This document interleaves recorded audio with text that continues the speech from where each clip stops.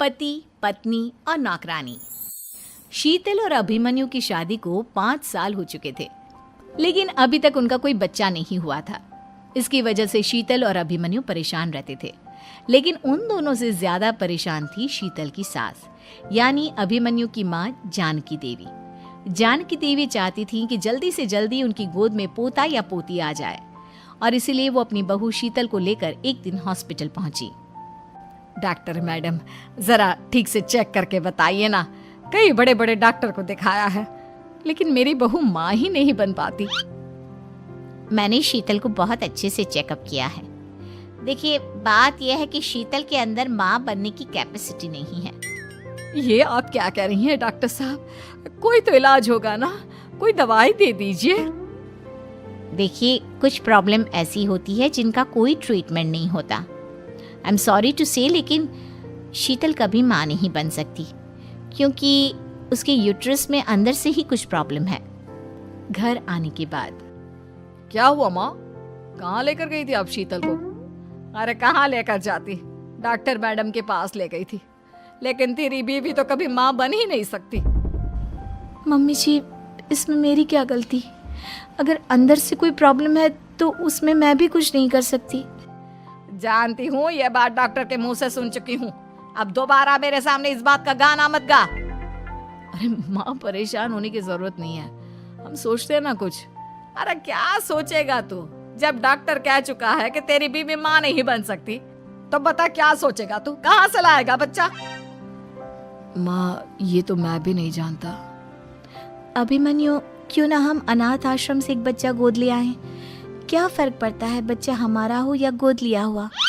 हाय, बड़ी बातें बनाने वाली। क्या फर्क पड़ता है?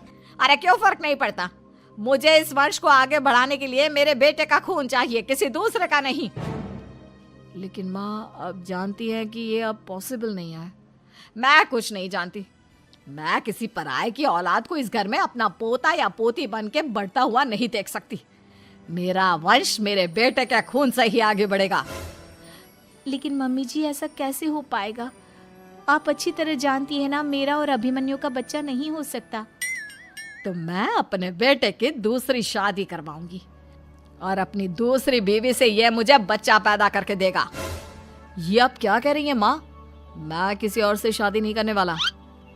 मेरे रहते हुए आप अभिमन्यु की शादी किसी और से करवाएंगी? मम्मी जी, आप ऐसा कैसे कर सकती हैं?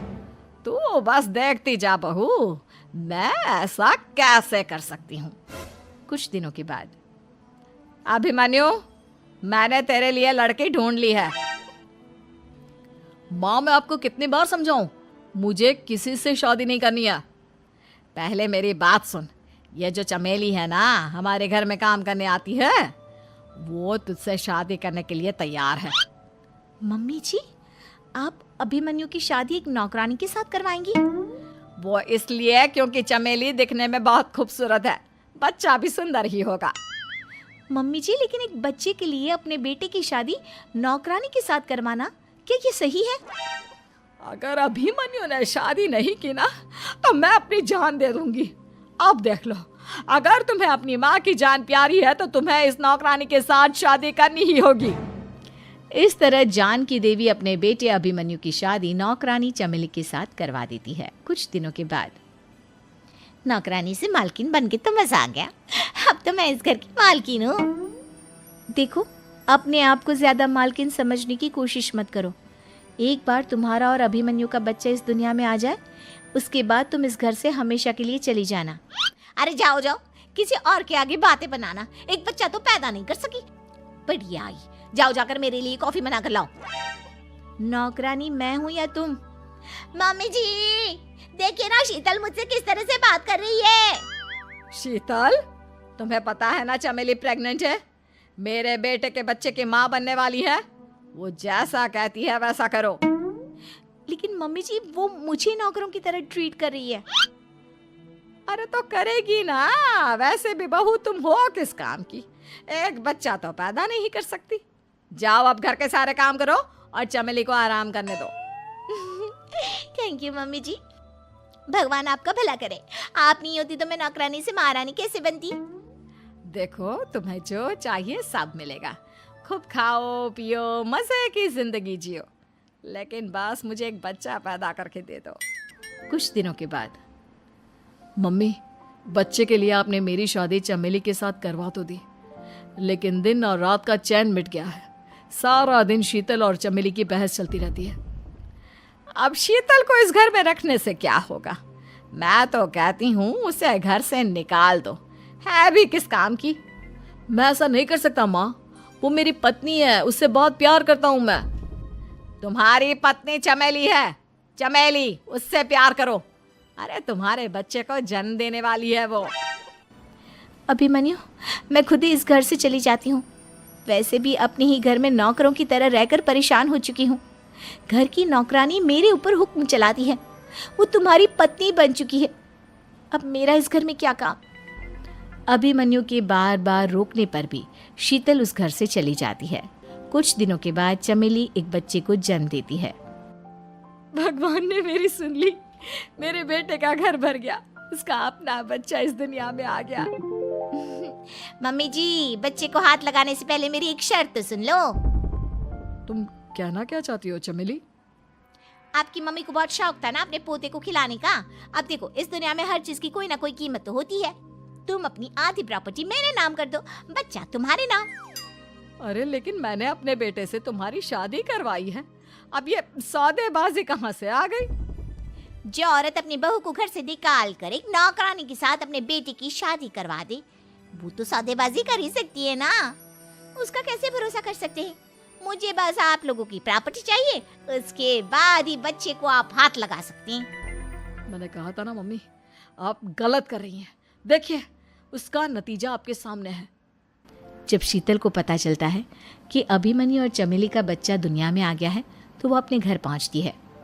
अभिमन्यु, कहाँ है आपका बच्चा? क्या मैं उसे देख सकती हूँ? कुछ भी मत पूछो शीतल, माँ की हुई एक गलती हम लोगों पर भारी पड़ रही है। वो नौकरानी अपनी औकात पर आ गई है और अब हमसे अपनी आधी प्रॉपर्टी मांग रही है, वो भी बच्चे के बदले में।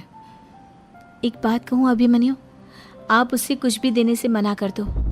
अरे कैसी बात कर रही हो? मेरे बेटे की औलाद है उसके पास, ऐसे कैसे मना कर दे? मम्मी जी, वो अभिमन्यु का बच्चा नहीं है, वो चमेली और उसके बॉयफ्रेंड का बच्चा है। ये तुम क्या कह रही हो शीतल?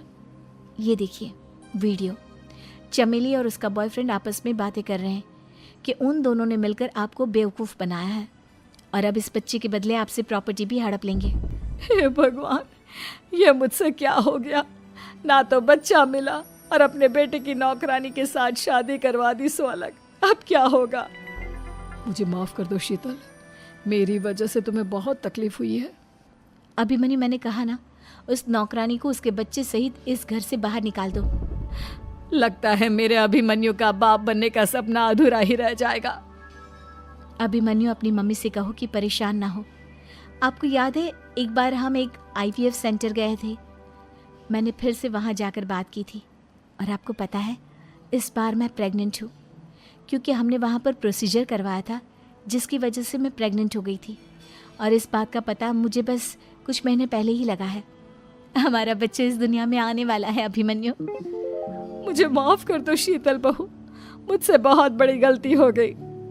कोई बात नहीं माँ, लेकिन अब हमें उस धोखेबाज नौकरानी को इस घर से बाहर निकालना है और इस घर की मालकिन को वापस घर लाना है, वो भी अपने बच्चे के साथ। ऐसे ही वीडियो को देखने के लिए चैनल को लाइक एंड सब्सक्राइब करें।